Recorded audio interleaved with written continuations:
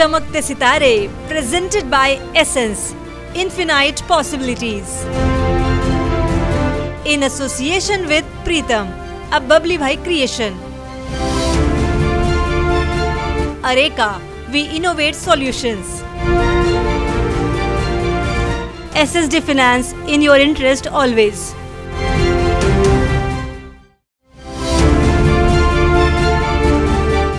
नमस्कार, मैं चांदनी सरावगी जैन आप सभी का एसेंस प्रेजेंस चमकते सितारे में स्वागत करती हूं। आज हम बहुत खुश हैं और इस खुशी का दो कारण हैं। जहां एक तरफ वहां जिंदगी ने चौथा विश्व रिकॉर्ड बनाया, वहीं दूसरी तरफ एसेंस प्रेजेंस चमकते सितारे के सिर्फ 2 एपिसोड टेलीकास्ट होने के बावजूद हमने पूरे देश भर में चमकते सितारे ने अपना एक महत्वपूर्ण स्थान बना लिया है।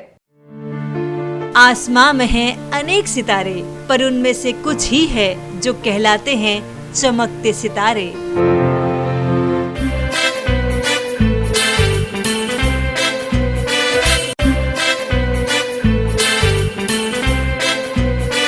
वाह वाह वाह जिंदगी, ऐसी जिंदगी, हर मोड़ पे है चुनौती, फिर भी अब बेमिसाल जिंदगी। वाह वाह वाह वाह जिंदगी।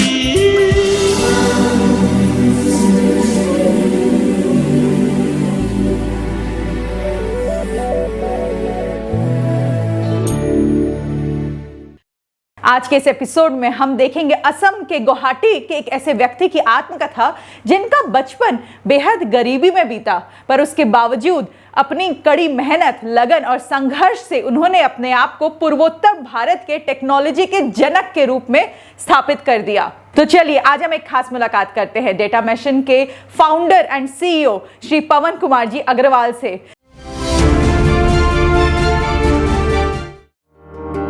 बुलंद हौसले, समय के साथ चलने की सूझबूझ, दूरदृष्टि और हर कठिनाई का डटकर मुकाबला करने की हिम्मत, ये सब अगर किसी एक व्यक्ति में हो तो उसे सफलता के शिखर पर चढ़ने से कोई नहीं रोक सकता। नमस्कार, मैं ललित सरावगी जैन। आज पूर्वोत्तर भारत से आप एक ऐसे चमकते सितारे से परिचित होंगे जिनका बचपन गरीबी में बीता, पर आज वो पूर्वोत्तर भारत के टेक्नोलॉजी के जनक कहे जाते हैं, श्री पवन कुमार अग्रवाल।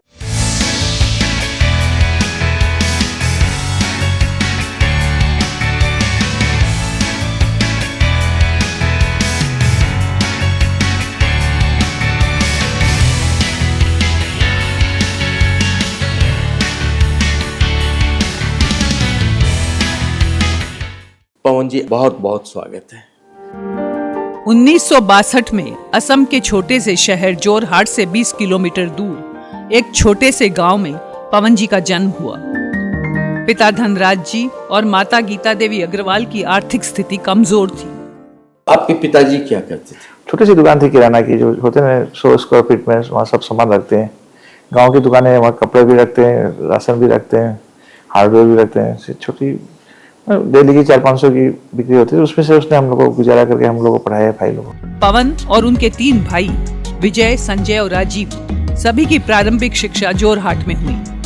कक्षा 5-6 में पढ़ते पढ़ते पवन अपने पिता का दुकान में हाथ बटाने लगे। हम लोग सीजनल बिजनेस भी करते थे। दिवाली आएगी, फटाखा बेच लिया, दुर्गा पूजा में बैलून बेच लिया, रास्ते में मेला में कभी नारियल बेच लिया। पिताजी ने भी बोला, बेटा तुम अगर यहाँ रहोगे तो तुम मेरे जैसे सुबह 5 बजे उठोगे, रात को 24 घंटा काम करके भी कुछ नहीं कर पाओगे। तो मेरा कुछ था, जो मुझे निकलने का इच्छा था, जो निकलने की एक ही चीज़ है, एजुकेशन। एजुकेशन बोल रहा हूँ, पासपोर्ट टू योर सक्सेस। कुशाग्र बुद्धि पवन एक मेधावी छात्र थे और जोरहाट से मैथमेटिक्स ऑनर्स में उन्होंने ग्रेजुएशन किया और डिब्रूगढ़ यूनिवर्सिटी से फर्स्ट क्लास में MSc मैथमेटिक्स में पास की। पवन जी ने अपनी पढ़ाई का खर्च स्वयं उठाते हुए उन्होंने जोरहाट में ट्यूशन्स भी की। यह वो समय था जब हमारे देश में कंप्यूटर और IT का दौर शुरू हुआ था। पवन जी ने समझ लिया कि कंप्यूटर आने वाले युग में तकनीक क्रांति का शंखनाद करेगा। उन्होंने अपने साथियों से कंप्यूटर के बारे में जानकारी ली और इसका प्रशिक्षण पाने के लिए मुंबई का रुख किया। मुंबई का सफर किसी भी दृष्टि से आसान नहीं था। पापा से 3,000 रुपये लिया, वो 3,000 रुपये लेके मैं बॉम्बे चला गया पढ़ने के लिए। तो ट्रेन से गया यहाँ से कलकत्ता, कलकत्ता से इलाहाबाद, इलाहाबाद से बॉम्बे, 6-7 दिन में मुंबई पहुंचा, नीचे सो के जमीन में। वहाँ जाकर धर्मशाला में रुके हम, वहाँ भी मैं जॉब किया, बॉम्बे में पढ़ाई करता था। 6-7-8 महीना बॉम्बे में था, कंप्यूटर पढ़ाई किया। और वहाँ बॉम्बे में 7-8 महीना, बॉम्बे की लाइफ तो जानते लोकल ट्रेन में कितनी टफ लाइफ है, आना जाना, खाना एक टाइम खाना, नहीं खाना, दाल के साथ ही निकाल देता था, सब्जी लेता ही नहीं था, पैसा होता ही नहीं था। तो वहाँ की जो हार्ड लाइफ देखा है, लोग कैसे धक्का मार के ट्रेन में चढ़ते हैं उठते, तो मैं भी काफी स्ट्रॉन्ग हो गया हूँ। 7-8 महीनों में कंप्यूटर का प्रशिक्षण प्राप्त कर वे सीधे गुवाहाटी गए। घर भी नहीं गए और बच्चों को कंप्यूटर प्रशिक्षण शुरू किया। इसी बीच पवन जी के मामा जी ने साथ काम करने की बात कही। इस पर पवन जी मामा जी के दिए हुए स्थान पर एक कंप्यूटर क्लास चलाने लगे। इंस्टीट्यूट का नाम रखा गया डाटामेशन। उस वक्त कंप्यूटर में काम आने वाले कई पार्ट्स पवन जी अपने लिए लाते थे और कुछ अतिरिक्त सामान भी लाकर बेचते, जिन्हें गुवाहाटी में पढ़ने वाले इंजीनियरिंग के छात्र खरीदते। उसमें मैं फर्स्ट आदमी था जो कंप्यूटर बिजनेस में आया मैंने, तो इसलिए कंपटीशन भी नहीं था कोई, जो I was the first person. लोग हंसते भी थे, कंप्यूटर इतना कॉस्टली, 5 लाख 6 लाख कंप्यूटर होता है, उसमें कौन खरीदेगा, तो मेरे पे भरोसा था। धीरे धीरे उनका रिटेल बिजनेस चल निकला और जैसा कि कहते हैं, इसके बाद द रेस्ट इज हिस्ट्री। तो एक सीडी बेचने से आपने अपने व्यवसाय की शुरुआत की, आज ये करोड़ों रुपए का आपका साम्राज्य हो गया। तो डाटा मिशन के द्वारा किन किन सामानों का विक्रय होता है? आज के दिन जितनी टॉप कंपनी है, आप कैमरा बोलिए, सोनी, कैनन, जितनी LG, सैमसंग, सब कंपनी मेरे पास एजेंसी है आज के दिन। आपके कितने शोरूम हैं? शोरूम मेरा 12-13 शोरूम है। मेरा डिस्ट्रीब्यूशन काफ़ी स्ट्रॉन्ग है, होलसेल मेरा काफ़ी स्टॉकिस्ट हूँ, काफ़ी कंपनी है। रिटेल भी है, मैं गवर्नमेंट में भी काम करता हूँ, प्रोजेक्ट भी करता हूँ, जैसे आपको टीवी चैनल वगैरह लगाना है, कोई साउंड स्टूडियो लगाना है, मैं सोल्यूशन भी करता हूँ, कोई इंजीनियरिंग कॉलेज है, वाईफाई कैंपस करना है। अपना सोल्यूशन कंपनी अलग है, वीडियो कॉन्फ्रेंसिंग करना है, आपका कोई स्टूडियो बनाना है, फिल्म टीवी चैनल बनाना है। रिटेल अपना ही है, प्लस अपना होलसेल भी करते हैं, अपना डिस्ट्रीब्यूशन। पवन जी ने कभी पीछे मुड़कर नहीं देखा। एक के बाद एक सीढ़ी चढ़ते हुए वे अपने क्षेत्र में उस ऊंचाई पर पहुंचे जिसके सपने लोग अक्सर देखते हैं। आपका विवाह कब हुआ? मेरा बहुत जल्दी हो गया था, 88 में, मैं जब उसमें 26 साल का था। इस समय वे केवल 3-4 हजार रुपए ही प्रति माह कमाते थे। मामा जी का साथ भी छूट गया। एक बार तो उन्हें थोड़ी निराशा हुई, किंतु उनकी धर्मपत्नी संतोष जी ने उनका पूरा साथ निभाया और उनका उत्साहवर्धन करती रही। संयोग से उनका ससुराल भी गुवाहाटी में ही था और पवन जी ये स्वीकार करते हैं कि उन्हें ससुराल से काफी सहयोग मिला। पवन जी पूरी निष्ठा और लगन से काम में जुट गए और आगे बढ़ते ही चले गए। आपने तो करीब 35 साल अपने जीवन के उनके साथ बिताए। वो दौर भी आपने देखा जब ये संघर्ष कर रहे थे, और आज वो पूर्वोत्तर भारत के प्रसिद्ध व्यवसायियों में से हैं। कैसा लगता है आपको उनकी पत्नी होने पर? बहुत गर्व महसूस होता है। वो बहुत नरम दिल के हैं सब। उनको अपने से ज़्यादा औरों की ज़्यादा मतलब रहती है कि मैं कुछ भी पहन लूँगा, मेरे को औरों को देना है। मैं कभी बोलती हूँ ये ब्रांड सामान ये ले लो, नहीं तुम पहनो, मुझे नहीं जरूरत है, मुझे औरों का करके बहुत अच्छा लगता है। पवन जी की पत्नी संतोष जी सही अर्थों में उनकी सहधर्मिणी है। पवन जी के साथ साथ वे स्वयं भी रचनात्मक प्रवृत्ति की महिला हैं और हाल ही में उन्होंने एक प्ले स्कूल भी स्थापित किया है, जिसमें देश के भावी कर्णधारों को जिम्मेदार नागरिक बनाने के साथ साथ आत्मनिर्भरता का पाठ भी प्रारंभ से ही पढ़ाया जा रहा है। पवन जी के पुत्र सहज अग्रवाल अपने पिता के साथ ही बिजनेस में हैं। हालांकि उन्होंने US से इंजीनियरिंग में मास्टर्स किया है, पर वहाँ जॉब न कर वे अपना बिजनेस देखते हैं। सहज, हर बेटा अपने पिता से कुछ न कुछ गुणों को अपने में समाहित करता है कि मैं भी उन गुणों के द्वारा आगे बढ़ूं। तो ऐसे कुछ गुण पवन जी के जिसको तुमने अंगीकार किया हो? पापा के साथ मैं बहुत ज़्यादा टाइम स्पेंड नहीं कर पाया, क्योंकि मैं बचपन में मैं बोर्डिंग स्कूल चला गया था, उसके बाद मैं कॉलेज चला गया। 2014 सन में मैं वापस हिंदुस्तान आया उनके पास। तभी मैं बोल सकता हूँ वो जो लास्ट 6-7 साल है उसमें से मैं बारीकियों से उनको मैं देखा, समझा उनके बारे में, और बहुत कुछ सीखने को मिला। वो जो भी काम करते हैं एक ऑनेस्टी और एक सच्चाई से करते हैं, और वो हर एक चीज़ का रिज़ल्ट नहीं देखकर काम करते हैं। तो ये सबसे अच्छी चीज़ है उनकी, जो मेरे को लग रहा है द मेन रीज़न है जिनसे वो इतना सफलता की है। ऐसी कोई गुण मेरे को बताओ जिसको तुम अपने जीवन में ढाल चुके हो या ढालना चाहोगे। आज हमारे और उनके बीच में एक एज गैप है जो आई थिंक हर एक जॉइंट फैमिली में होता है। पुराने जनरेशन का बात काम करने का तरीका और नया जनरेशन का हमेशा अलग होता है। जो वो सुनते हैं चीज़, समझते हैं और वो करते हैं। आज के दिन की जो सोच उनकी है और जो फ्यूचर की उसकी इनकी इनसाइट्स है, दैट इज़ मतलब अमेजिंग। मेरी शादी को 8 इयर्स कंप्लीट हो गए हैं इस साल। तो स्टार्टिंग से ही एक्चुअली जब पापा देखने गए थे मुझे फर्स्ट टाइम, उन्होंने जो क्वेश्चंस पूछे उनसे ही मुझे उनकी एक पर्सनालिटी पता चली कि he is very open minded. तो शादी के बाद भी जब मैं यहाँ आई तो मम्मी पापा मुझे कभी लगा ही नहीं कि मैं दूसरे घर में आई हूँ। बेसिकली यहाँ बहुत ज़्यादा लाड प्यार मिला। आपने इतना पढ़ाई किया है तो आपको कुछ अच्छा करना चाहिए। तो उन्होंने वर्क में भी मुझे आगे बढ़ाया कि आप ऑफिस आइए, आप काम करिए। उनके गुणों के बारे में एक लाइन में तुम क्या बोलना चाहोगे? वो पूरा परिवार है। पवन जी की पुत्री फिलहाल यूएस में जॉब करती हैं। अपने पिता के व्यक्तित्व से, कर्तृत्व से वह भी काफी प्रभावित है और उन्हें अपना रोल मॉडल मानती हैं। You know very well that you are my source of inspiration. आप मेरे सिर्फ पापा ही नहीं हो, आप मेरे बेस्ट फ्रेंड हो। आप हमेशा मेरे साथ रहे, कुछ भी हो, चाहे वो मेरी छोटी सी छोटी खुशियाँ हो या फिर मेरी कुछ भी प्रॉब्लम हो, आप हमेशा मेरे साथ थे हो। आई डोंट नो आप कैसे करते हो। I just want to thank you for everything that you have done, and हमेशा आपकी खुशी के लिए, आपके हेल्थ के लिए हमेशा मैं प्रे करती रहती हूँ। वक्त है एक छोटे से ब्रेक का, कहीं मत जाइएगा।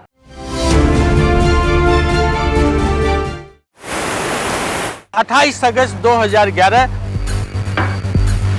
आज से ठीक 12 साल पहले 3 लोगों के साथ एक मुहिम शुरू की थी और उसका नाम था वाह जिंदगी।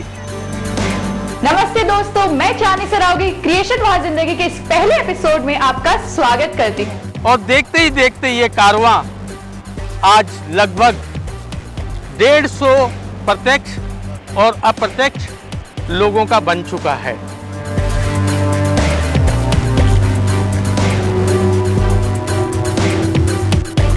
इन 12 साल में वाह जिंदगी ने करीब 2000 शॉर्ट फिल्म बनाकर अपने नाम 4 विश्व रिकॉर्ड कायम किए।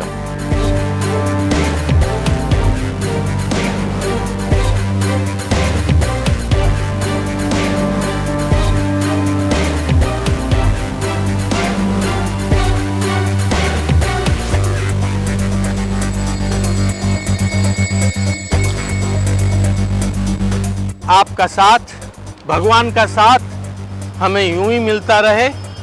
हम अगले 5 साल में 2000 फिल्म के आंकड़े को 5000 के आंकड़े में बदल देंगे। भगवान से प्रार्थना करता हूं कि आप सबकी जिंदगी बने वाह जिंदगी।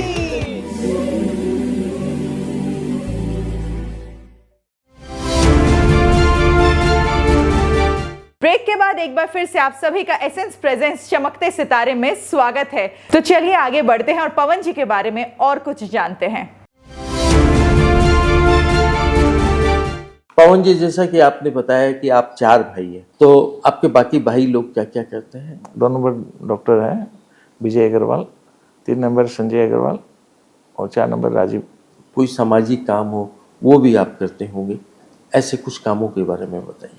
शुरू से मैं कभी दिखावा नहीं करता हूँ। मैं जो चैरिटी करता हूँ ना, मैं ऐसे नहीं चैरिटी करके मैं पॉपुलरिटी करता हूँ। मैं दिल से करता हूँ चैरिटी, जहाँ जरूरत होती है वहाँ करता हूँ। ऐसे मैं लायंस क्लब से जुड़ा हूँ और भी बहुत समाज के साथ जुड़ा हूँ। मेरे खुद से अपने एंड से भी मैं काफ़ी करता रहता हूँ, जहाँ जरूरत होती है किसी की। जहाँ अब मैक्सिमम तो मैंने क्या ना, बहुत से लड़के को, हज़ारों लड़के होंगे नोटिस के, उनको मैंने एंटरप्रेन्योरशिप की इतनी उनको मोटिवेट करके आज वो लोग अच्छे से बिजनेस कर रहे हैं, है ना।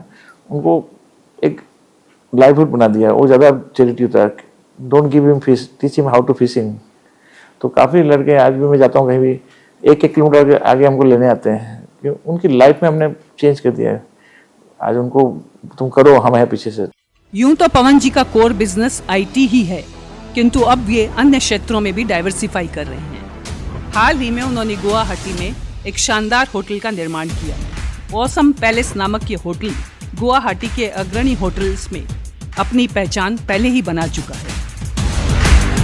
इसके लाउंज रेस्टोरेंट की भी गुवाहाटी में काफ़ी चर्चा है, जहां बड़ी संख्या में प्रतिदिन लोग एंजॉय करने आते हैं। आने वाले दिनों में पवन जी अपनी एक होटल चेन भी डेवलप करने की बात कर रहे हैं। आप अपने दिन की शुरुआत कैसे करते हैं? देखिए, मैं रात को सोते हैं ना, तभी मैं रात को 15-10 मिनट में पूरा प्लानिंग कर लेता हूँ, कल क्या करूँगा। तो मेरा पूरा दिन रूटीन फिक्स रहता है, मुझे ये काम करना, आज ये करना। मुझे ऐसे नहीं कोई आदमी मुझे खींच के ले जाए। I am very planned. इसके बारे में बहुत किताब पढ़ी, टाइम मैनेजमेंट कैसे करना है, आपको प्रायोरिटाइज कैसे करना है, कौन सा काम इम्पोर्टेंट है। देखिए, कहीं भी रहूँ, कोई भी रहूँ, कोई भी अच्छी होटल में रहूँ, मैं सूरज उगते उठ जाता हूँ। ज़्यादा रिगरस एक्सरसाइज नहीं करता हूँ मैं। फिटनेस मेरी पूरी है, थोड़ा हेल्दी हूँ मैं, थोड़ा पर आके जल्दी नहा लेता हूँ मैं। अब मैं टाइम से ऑफिस पहुँचता हूँ। मैं ऑफिस में मेरा सबसे पहले मैं पहुँचता हूँ। आज भी मेरे पास की लेके आता हूँ, मैं की खोलता हूँ, मैं बंद करता हूँ। आपके क्या क्या शौक हैं? मेरा मेन शौक तो देखिए घूमने का है। हाँ। आज मैं कहीं जाता हूँ तो अभी बाहर गया तो मैं कोई शॉपिंग नहीं करता, पहले बुक स्टॉल जाता हूँ। एक किताब जो ज्ञान है, जिससे हम लोग 100 आदमी के ज्ञान लेके हम 100 आदमी का लाइफ बन सकते हैं। तो किताब पढ़ता हूँ तो मेरे नॉलेज भी आता है, मेरे फन एंड लर्न दोनों करता हूँ। और म्यूजिक, डांस, कहीं भी म्यूजिक बज जाए तो डांस में तो मैं काफ़ी अवार्ड लिया बिजनेस के साथ साथ। तो डांस मेरे बचपन से है। आज भी मैं इतना हैवी होने के बाद मैं 2 घंटा 3 घंटा डांस कर लेता हूँ।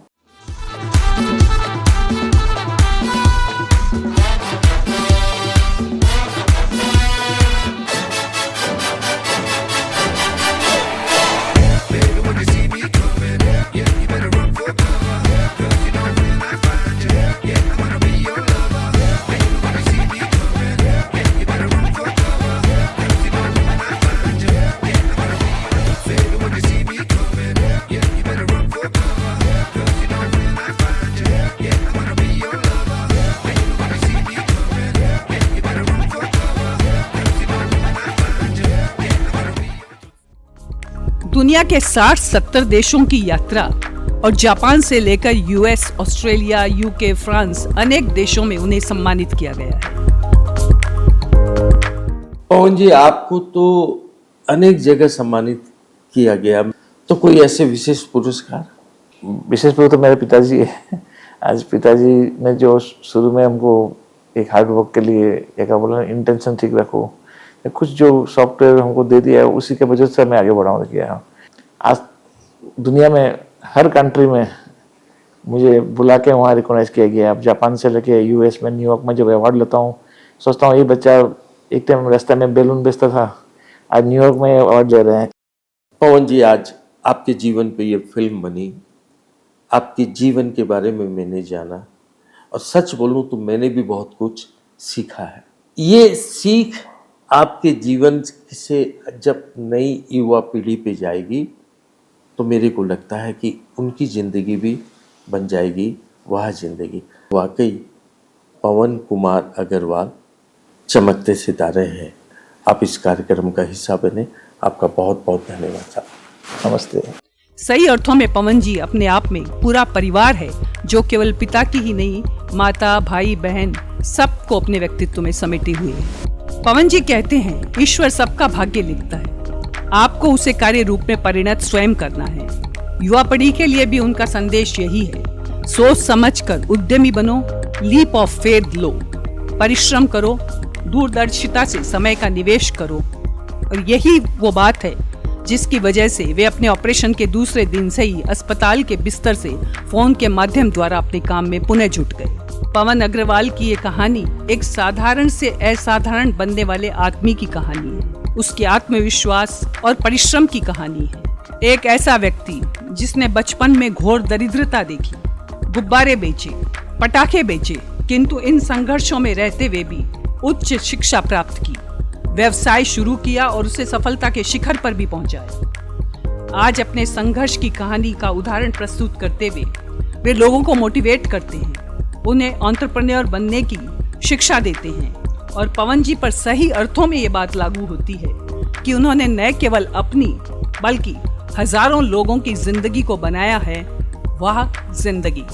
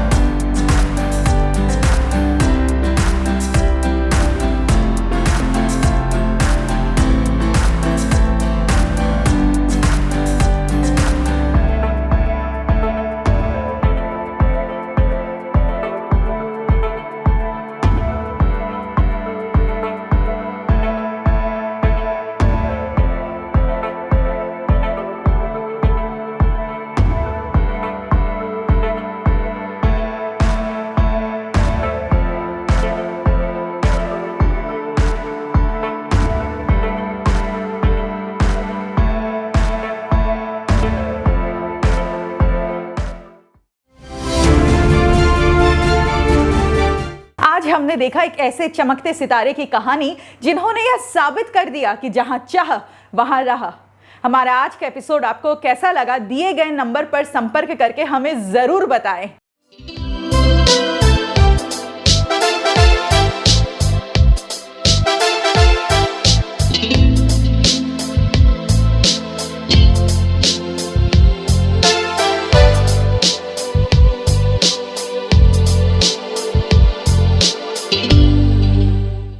हम जल्द ही आपके सामने एसेंस प्रेजेंस चमकते सितारे के चौथे एपिसोड को लेकर आएंगे और तब तक के लिए आप अपने अपने परिवार का ख्याल रखिएगा और कुछ ऐसा जरूर करिएगा अपनी जिंदगी में जिससे कि लोग कह बैठे वाह जिंदगी।